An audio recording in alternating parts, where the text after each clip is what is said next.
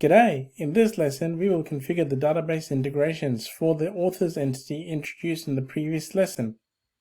Let's open the Bookstore DB context in the Entity Framework Core project and add the following DB set property for authors. Then, we'll open the Bookstore DB context model creating extensions class in the same project and add the following code to the end of the configure bookstore method. This is just like we did for the book entity before. Refer to the Creating the Server Side for Books for a detailed explanation.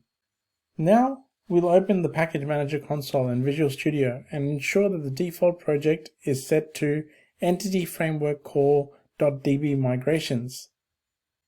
Also, we'll set the host as the startup project by right-clicking on the Solution Explorer and clicking on Set as Startup Project.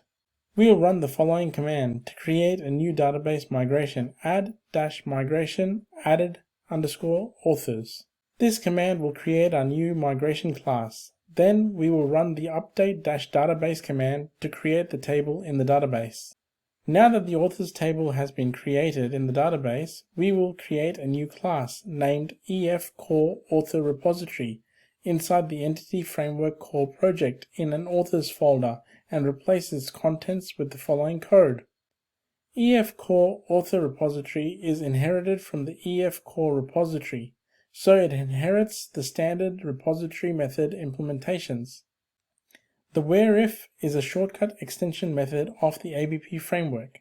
It adds the where condition only if the first condition is true. It filters by name only if the filter was provided.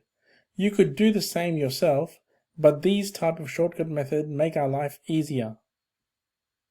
Finally, sorting can be a string like name ascending, or name descending. It is possible by using the system.link.dynamic.core NuGet package. In this lesson, we configured the database integrations for the authors entity.